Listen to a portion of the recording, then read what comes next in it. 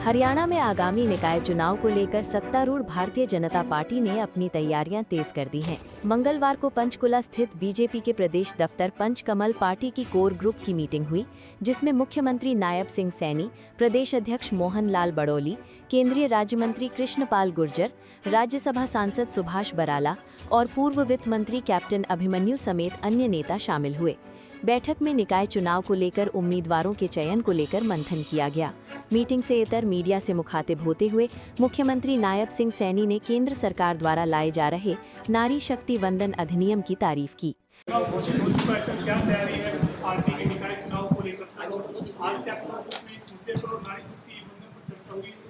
हाँ, दोनों मुद्दों पे चर्चा हुई है, क्योंकि भारतीय जनता पार्टी की चुनाव की तो तैयारी रहती है, और क्योंकि निगम और नगर परिषद, नगर पालिका के चुनाव हैं, उनको लेकर के चर्चा हुई है। उसकी कमेटी माननीय अध्यक्ष जी बनाएंगे और आगे की रणनीति गति से चलेगी, क्योंकि समय कम है। उसको लेकर के सारी चर्चाएं आज की हैं। नारी वंदन जो बिल है उसको ऊपर भी चर्चा की है कि हमारी महिलाएं अलग अलग इस जो लोकसभा के अंदर नारी शक्ति वंदन ये बिल आ रहा है, इसको लेकर के भी रणनीति पूरी बनी है।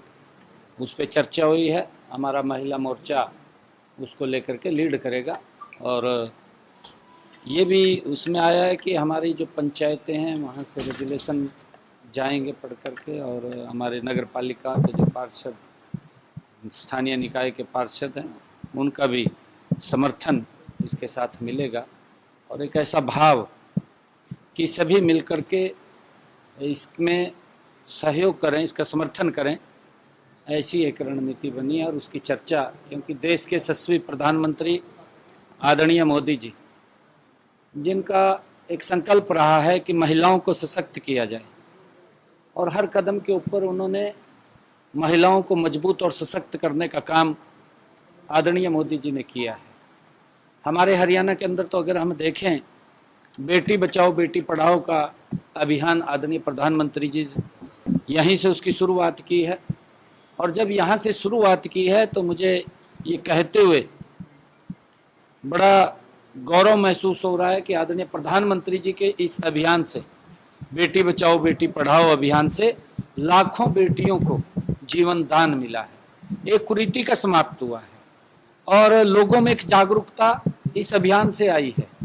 अलग अलग संस्थाएं, अलग अलग वर्ग के लोग इस अभियान से जुड़ करके इसका समर्थन किया है, और बेटियों को, महिलाओं को जिस प्रकार से सशक्त किया गया है योजनाओं के माध्यम से, क्योंकि एक बड़ी योजना आदरणीय प्रधानमंत्री जी ने वो भी हरियाणा से उसका शुभारंभ किया था, महिला सखी योजना, उसका भी शुभारंभ यहाँ से किया था।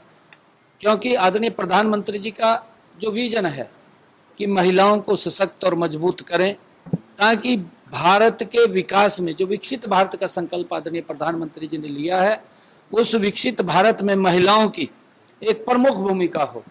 आज आप देख रहे हैं हर क्षेत्र के अंदर हमारी महिलाएं आज अपने क्षेत्र का सम्मान ऊंचा कर रही हैं, भारत का सम्मान ऊंचा कर रही हैं। और आदरणीय प्रधानमंत्री जी ने जो ये कहा है कि महिलाओं की इस देश के विकास में भागीदारी सुनिश्चित होनी चाहिए, जो ये बिल आ रहा है, इसके समर्थन के अंदर कई कार्यक्रम आयोजित किए जा रहे हैं। आदरणीय प्रधानमंत्री जी का हम धन्यवाद करते हैं।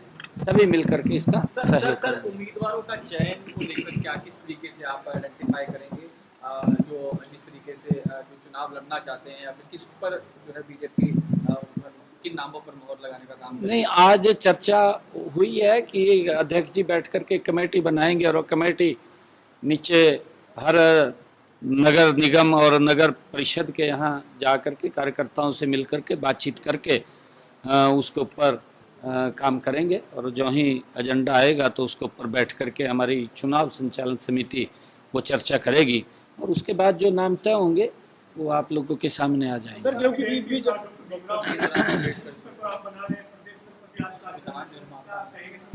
देखिए, मैं प्रदेशवासियों को बधाई देना चाहूँगा कि डॉक्टर भीमराव अंबेडकर जी की 135वीं जयंती आज हर्षोल्लास के साथ पंचकुला में राज्य स्तर के ऊपर आज मना रहे हैं।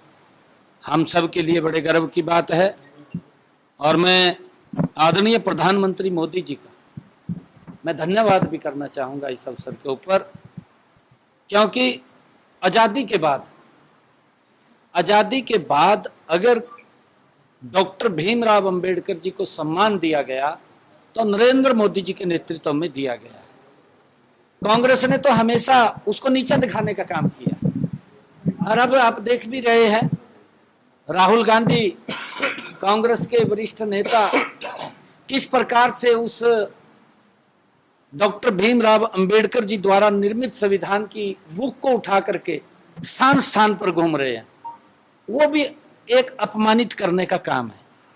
आदरणीय प्रधानमंत्री जी ने डॉक्टर भीमराव अंबेडकर जी के उन 5 स्थानों को, जहां उन्होंने शिक्षा ली, जहां उन्होंने अपनी जीवन की जो समय बिताया, जहां उनका जन्म हुआ या जहां पर उन्होंने उनका अंतिम समय था, जहां उनकी दीक्षा हुई है, ऐसे 5 स्थानों को पंच तीर्थ के रूप में विकसित करने का काम नरेंद्र मोदी जी ने किया है।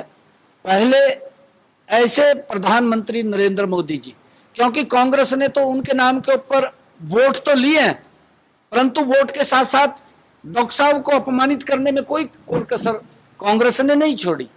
उन्होंने उनको अपमानित किया, वोट लेने का जरूर काम किया, परंतु मोदी जी ने डॉक्टर साहब के सम्मान के अंदर लगातार मजबूती से काम किया है और उनके 5 स्थानों को पंच तीर्थ के रूप में विकसित करने का काम आदरणीय मोदी जी ने किया है। और आज जो राज्य स्तर के ऊपर ये अंबेडकर जयंती मनाई जा रही है, ये मैं इसके माध्यम से सभी को बहुत बहुत बधाई और शुभकामनाएं देता हूँ। ठीक है, थैंक यू।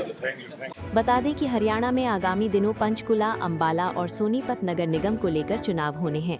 इसके अलावा रेवाड़ी नगर परिषद, उकलाना नगर पालिका, सांपला नगर पालिका और धारूहेड़ा नगर पालिका को लेकर चुनाव होने हैं। पंचकुला से उमंग शौराण और चंद्रशेखर धरणी की रिपोर्ट। हमसे जुड़े रहने के लिए हमारे YouTube चैनल को सब्सक्राइब करें और नई वीडियो की नोटिफिकेशन के लिए बेल आइकॉन को दबाएं। अगर आप ये वीडियो Facebook पर देख रहे हैं तो लाइक जरूर करें और ज्यादा से ज्यादा शेयर करें। धन्यवाद।